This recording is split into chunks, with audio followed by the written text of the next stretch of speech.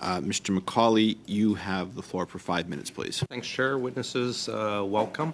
Mr. Reza, one of your previous appearances, you noted GC Strategies had been given a suspension for 180 days. As the 180 days is up, are they still suspended? They are no longer eligible to do business with the Government of Canada. I think they're permanently removed. So they've been permanently removed? I'm just going to confirm this, so I don't... Vas-y. Merci pour la question. From a contract security program, GC Strategies no longer hold a security clearance with the program. It means that they cannot access secure procurement on our side. Access any other procurement? I will turn to my colleague. Thank you. They've been disqualified, so there was a breach of the Code of Conduct for Procurement, so they've been disqualified from all the supplier arrangements, so this usually apply across also all the departments. So. How many companies similar to them have been suspended, either or lost security and therefore cannot bid, or lost access because of misconduct? Those that I'm aware, we have 3 companies. We have Dalian, Coradix, as well as GC Strategy. So those were the 3 that have been suspended. I would need to go back to the record in terms of providing you with an exact number and exact time frame. But since February, March, those were the 3 companies. I would assume plus the companies involved with the ones that have been referred to the RCMP as well, have they not? Perhaps I can take a crack at answering that. I wanted to distinguish that when it comes to overbilling and time theft, it is usually at the resource level. So the supplier, although through the Code of Conduct, they're held responsible. So these are subcontractors that have been referred to the RCMP, and the suppliers. There are systems set up to ensure that these subcontractors are never. So we're mapping out through, as I've indicated, this is a whole new set of, first is to find them, to refer them, to get restitution, and to put up, what is their requirement. They lose their security clearances. There's other elements to it, depending on whether it was an error, they're paying it back. So it's not a one-size-fits-all. Thanks. And you did mention restitution. The comment to my colleague, Ms. Sinclair-Deganay, was restitution agreements being negotiated. Why would we be negotiating restitution if they owe taxpayers money? Would it not be you overbilled us, pay us back, period?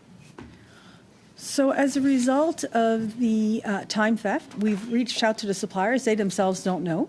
We've given them a methodology for the money they owe. Okay. We've started... Sorry, let me stop you there. When you say you reached out... Sorry, gentlemen. You say you reached out to suppliers about time theft. So this is money stolen from taxpayers. And you're saying they don't know. Why are we at the point of even having such a discussion? If we've identified time theft, therefore money stolen from taxpayers, should we not be just stating to these suppliers, here is the bill, pay us back immediately? Do you want to take... Thank you so much for the question. In fact, it's exactly what we have done. So we wrote them a letter. Let me just stop you there then. You said that you're negotiating restitution agreements. So this is the settlement agreement that goes with the payment. So we told them, please pay us that money.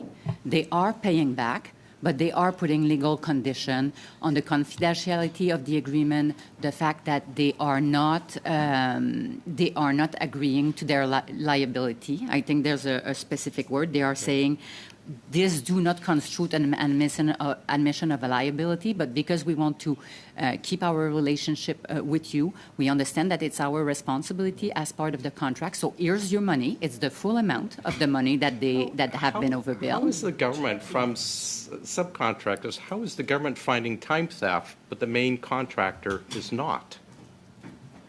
So... Like, I understand what you're saying, that the company is saying, well, we're not liable and, we're not admitting guilt, but if the time theft happened, did it not happen through the contractor, therefore billing the taxpayer? So maybe I have to explain a little bit more what those overbilling cases are about. So it's individual. So people that through multiple contracts with multiple departments are concurrently billing the same hour of work. Right, which sounds like fraud. That's fraud. Yeah, exactly. So, and that's let why... me just stop you.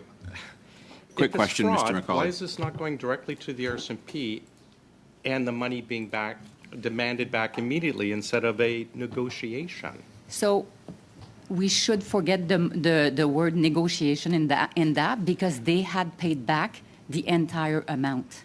They're negotiating the terms of the settlement. These are two different concepts. I'm stunned that Thank you. people are frauding us, Thank but we're you. giving them Thank you terms. very much, Mr. Thanks. McCauley. That round, Mr. Brock, you have the floor for 5 minutes.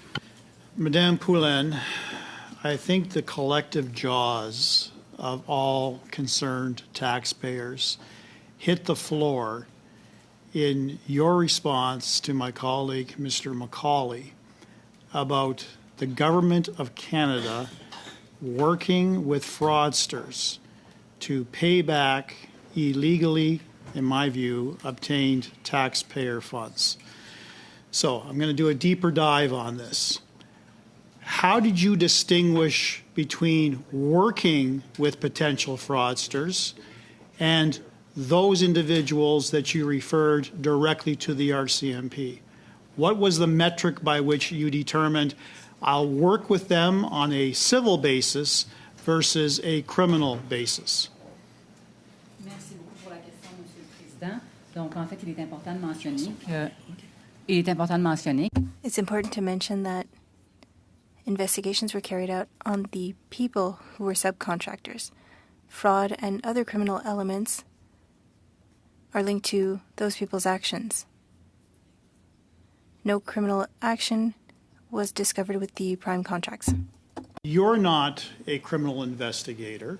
You have responded to Mr. McCauley that the individuals you are working with in terms of a repayment agreement, having them sign a document that absolves them of any liability, any criminality, any responsibility.